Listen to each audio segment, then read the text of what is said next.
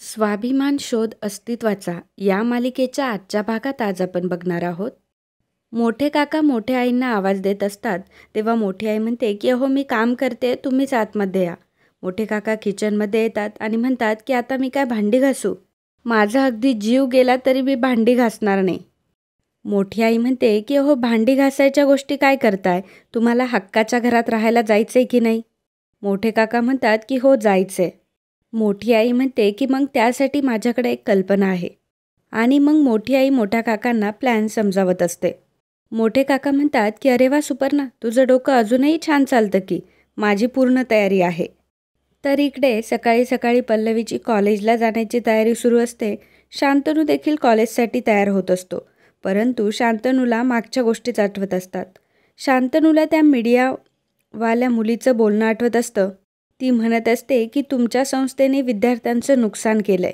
पल्लवी शांतनूजवळ जाते आणि म्हणते की शांतनू कसल्या विचारात हरवला होता.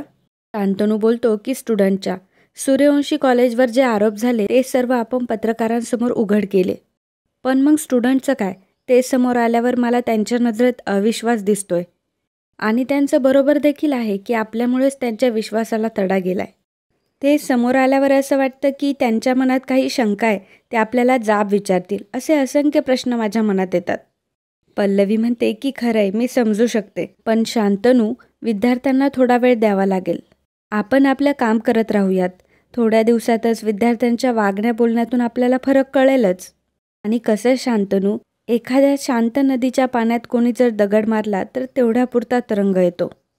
पण थोड्या वेळाने सगळं काही शांत होतं. आणि पुन्हा पहिल्यासारखं संथपणे व्हायला लागतं. तसंच आहे हे, आपण ह्या गोष्टींना थोडा वेळ देऊयात ना, आणि मग सगळं नॉर्मल होईल. शांतनू पल्लवीला म्हणतो की बरं चल, आता मला आईला भेटून नर्सला तिच्या तब्येतीबद्दल विचारायचं आहे. पल्लवी म्हणते की आणि शांतनू, आईंच्या डॉक्टराचं काय झालं, ते आल्या का परत. आणि नेमका विनायक तिथून चाललेला असतो.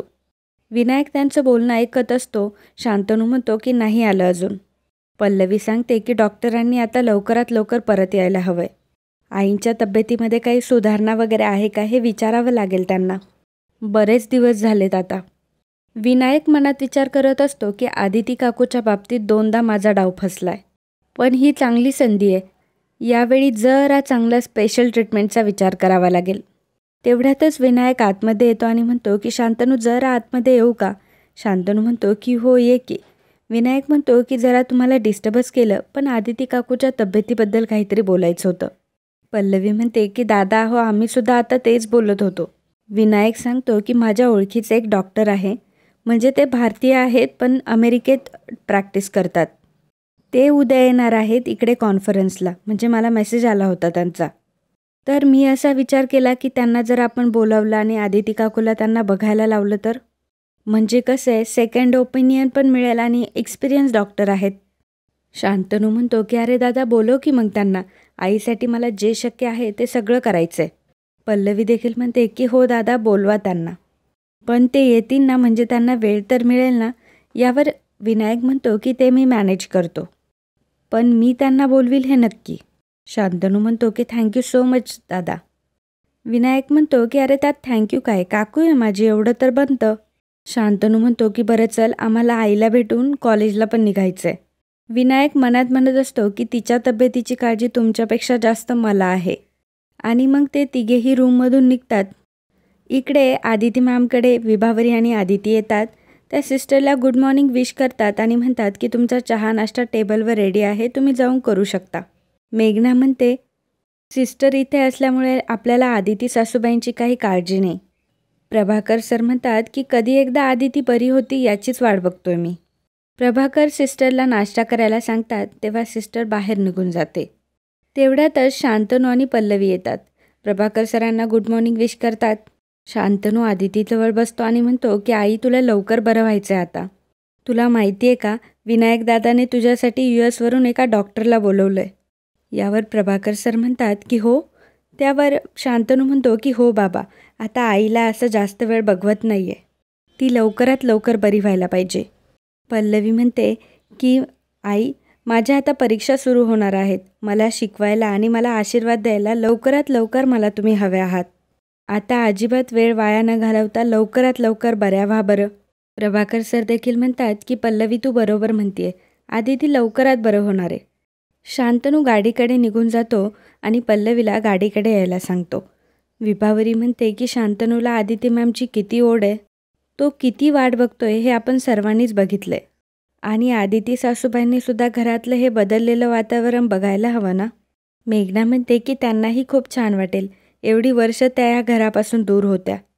परत आल्या तर मोठ्या आईंचा त्रास होताच, पण मोकळ्या वातावरणात आणि स्वतःच्या घरात राहण्याचा आनंद त्यांना लवकरात लवकर मिळू दे. पल्लवी म्हणते की खरंय, या घरात खूप काही सहन केलंय यांनी, पण ते कारस्थान करणारे लोक या घरातच नाहीये हे लवकरात लवकर बघायला हवंय त्यांनी. पल्लवी म्हणते की बरं निघते मी आता, मला उशीर होईल. तर इकडे मोठ्या आईने अंगावर पीठ सांडवलेलं असतं, तिचे केस विस्कटलेले असतात. मोठे काका म्हणतात की अगं सुपर्णा काय हे, ही मळकट साडी, केस विस्कटलेले, आणि मी काल आणलेलं सामान तू परत पिशव्यांमध्ये का भरतीयस, तुझा काय वेळ जात नाहीये का.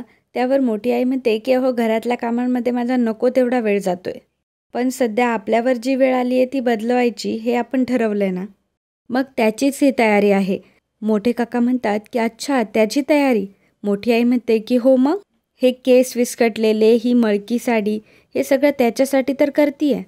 बघा विनायकला आपल्यासाठी काही करायला संधीच मिळत नाहीये, मग आपण नको का आपल्यासाठी काही करायला.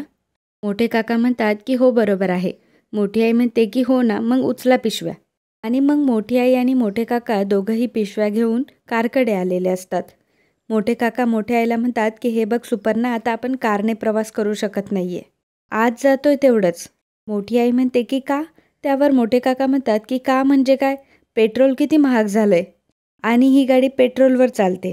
घरातल्या कामांबद्दल माझ्याकडे कटकट करत असतेस ना, तशी बाहेरचीही माहिती घेत जा. मोठी आई म्हणते की अहो काय हे, तुम्ही परत परत तेच उघडताय, मी हे सर्व कशासाठी करते, आपल्याला आयुष्य आरामात राहायचंय म्हणून. माझ्या डोक्यात जी योजना आहे ती जर अंमलात आली तर आपण लवकरात लवकर आपल्या हक्काच्या घरात राहायला जाऊ. मोठे काका म्हणतात की असं जर का झालं ना तर मी तुला सोन्याने मढवील. आणि असं म्हणून दोघंही गाडीत बसतात.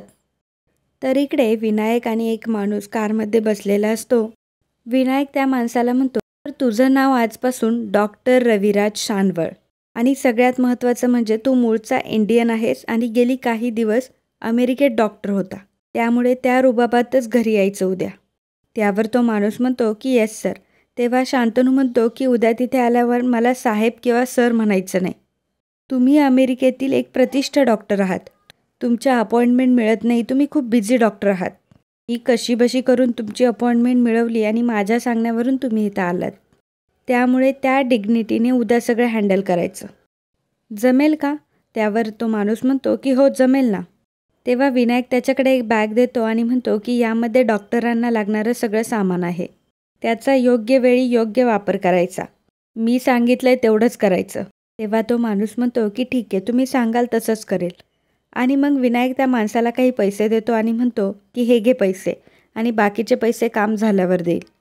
उद्या ठरलेल्या वेळी घरी ये, आपण तिकडेच भेटू. तर इकडे मोठे काका आणि मोठी आई गाडीमध्ये बसलेले असतात. मोठी आई म्हणते की दिसली का हो तुम्हाला. मोठे काका म्हणतात की अजून तरी नाही. मोठी आई म्हणते की एव्हा ती यायला हवी होती, तिचा कॉलेजमध्ये जाण्याचा हाच रस्ता आहे. तेवढ्यातच पल्लवी तिथे येते. मोठी आई म्हणते की आली बघ. मोठी आई लगेच केस विस्कटते आणि म्हणते की ओ मला जरा तुम्ही त्या पिशव्या द्या आणि गाडी जरा लांब पार्क करा. मोठी आई गाडीच्या खाली उतरते, पिशव्या वगैरे घेते आणि दमल्याचं नाटक करत करत रस्त्यावरून चालत असते. समोरून पल्लवी येत असते. मोठ्या आईचे नाटकं सुरूच असतात. पल्लवी मोठ्या आईला बघते. पल्लवी मनात विचार करते की ह्या तर मोठ्या आई ह्या तर मोठ्या आई आहेत, पण यांची ही अवस्था, मळकटलेली साडी, विस्कटलेले केस. तेवढ्यात एक मोटरसायकलवाला माणूस मोठ्या आईला ओव्हरटेक करून जातो. मोठी आई खाली पडायला लागते. पल्लवी लवकर तिच्याजवळ जाते, तिला आधार देते, परंतु मोठी आई काहीही न बोलता परत तिथून पुढे चालत जाते. पुढे जाता जाता ती दमल्याचं आणि थकल्याचंच नाटक करत असते. मोठ्या आईची ती अवस्था बघून पल्लवीला खूप वाईट वाटत असतं. मोठी आई पटकन पुढे येऊन गाडीत येऊन बसते. गाडीत येऊन म्हणते की केवढं ऊन आहे हो, घामाच्या धारा लागल्या नुसत्या. मोठे काका म्हणतात की तुझं सोड, मला कारमध्ये बसून घाम फुटला होता की खरंच पडते की काय, पण काय बेमाल नाटक वठवलंयस तू. मोठी आई म्हणते की अहो नाटक नव्हतं ते, खरंच पडणार होती मी. मोठे काका म्हणतात की म्हणजे तो बाईकवाला तुझ्या ओळखीचा नव्हता? मोठी आई म्हणते की नाही. अचानक कुठून आला देव जाणे. बापरे, एवढ्या जवळून गेला मी वाचले. पण मोठे काका म्हणतात की मग पल्लवी अडकली ना. अगं तुझ्याबद्दलची काळजी तिच्या चेहऱ्यावर स्पष्टपणे दिसत होती. मोठी आई म्हणते की मला तर हेच हवं होतं. तो माणूस ऐनवेळी आला ते आपल्या पथ्यावर पडलं. पल्लवीला काही संशयही आला नाही आणि तिने मला सावरलं पण. ती पल्लवी बाहेरून किती पण कणखर दिसली ना तरी आतून हळवी आहे. मला खात्रीच होती की ती अशा परिस्थितीत शत्रूला देखील मदत करेल. काका म्हणतात की म्हणजे तुझी योजना यशस्वी झाली. आपल्या हक्काच्या दिशेने आपला प्रवास सुरू झाला असं समजा. मोठी आई आणि मोठे काका दोघंही घरी आलेले असतात. मोठी आई म्हणते की अहो हे तुमचं पत्र आलंय. मोठे काका म्हणतात की खरंच काय ॲक्टिंग केली आहेस तू आज. सगळं जर ह्याच गतीत चालू राहिलं तर पुढचं सगळं सोपं होऊन जाईल आपल्यासाठी. मोठी आई म्हणते की अहो माझी तर खात्री होती की त्या पल्लवीचं काळीज पाझरणारच. कसंही म्हटलं तरी नात्यांवर विश्वास ठेवणारी मुलगी आहे ती. आपली माणसं ती आपली माणसं. आणि मग मोठे काका आणि मोठी आई दोघंही हसायला लागतात. मोठी आई म्हणते की सगळं व्यवस्थित होईल. मी ना आधी ही साडी नेसून येते. बघताय ना कसा अवतार झालाय माझा. पूर्वी किती छान आणि भरजारी साड्या घालायची मी. आणि आता पूर्वी बायका चर्चा करायच्या माझ्या साड्यांवर. आणि आता हीच साडी परत धुवून वापरावी लागणार आहे.